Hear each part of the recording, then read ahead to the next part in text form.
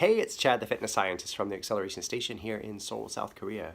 And I'm going to go through a split stance mini Waff sequence just to kind of go through some of the details that you can think about when you're doing a split stance position. So we have one foot on a forward and one foot on a backward position.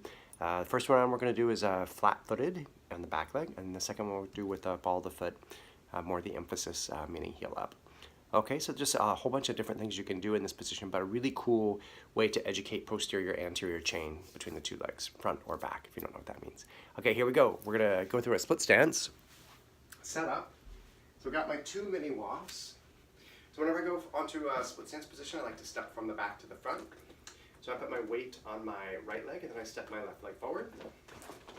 I'm gonna set up for my split stance position. Now, unless I'm deliberately training like a tight parallel position, meaning like a high wire walker, if that's what I do, then I might need to think about putting my Waffs one in front of the other. But for most of us, what we're really going to be developing is more power and organization of our gait, our walking pattern.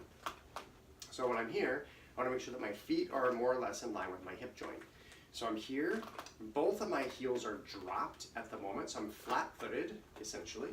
So my back foot, I can feel the heel in contact with the Waff. Now if I activate the Waff by driving my heel down, and I don't mean that with a ton of force, but just literally think about the word activate. If I activate the Waff with my back heel, I'm gonna feel a lot more happening in my hip here in the anterior chain of my back leg.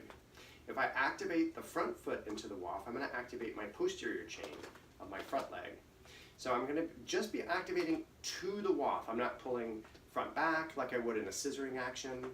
I'm not doing any other plane change other than just engaging the Waff itself. Now, for example, I can take my arms in an upward stretch position, pulling the abdomen inward, and again, activating the Waff with both feet. So one, the back foot flat down, the front foot flat down into the Waff. So next variation, I'm going to show this again in a moment in a profile view so you can see, will be to go onto the ball of the back foot.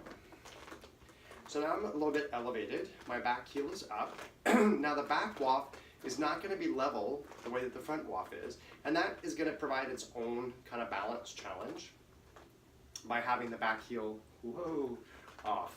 Okay, let me let my body figure out where it wants to be. There we go.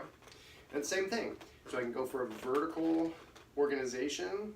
I'm activating the back Waff with the ball of my foot, not my back heel. And I'm activating I could activate the front Waff if I wanted as well with the ball of my front foot, or the whole foot, which either one. But I'm just activating the Waff itself, just pressing into it like I'm trying to give a little pressure to it. Same on the back foot. But the back foot, I'm just using the ball of foot. Let me turn profile so you can see what I'm talking about. So same idea here. I'm going to use the same legs just so you can see. So I put my right foot on the Waff first. I step forward on my left. I'm in a split stance position. My back foot now, you can see my heel is touching the Waff. When I go into the position, I'm going to activate the Waff by driving my back foot into the Waff and my front foot into the Waff. And that's going to have a very different impact on my pelvis. Yes, it definitely has an impact on my feet and on the Waff itself, but it radiates up to the pelvis, and that's the sensation that I'm looking for. That's the purpose of the activation. Now when we go up onto the ball of the back foot, I could also go up onto the ball of the front foot. I usually don't do that on the front foot, but I do for sure on the back foot. I like this ball of foot position. Again, activating the Waff. Up, nice and vertical, feeling pulled through the spine, engaged to the abdomen, and activated through your Waff. Okay?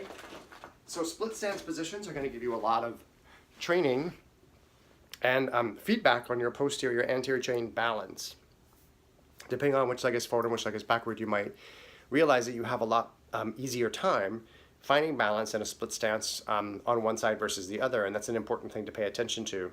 Spending time on a Waff will allow your body to get the feedback that it needs to make the adjustments, whether it's at the ankle, at the knee, at the hip, or all three places, so that you can organize out the power toward the pelvis more properly. There just may be something along the chain that's a little bit kinked, and by doing it on a Waff, you're going to liberate that space. All right, so have fun in your split stance positions. Come back for more.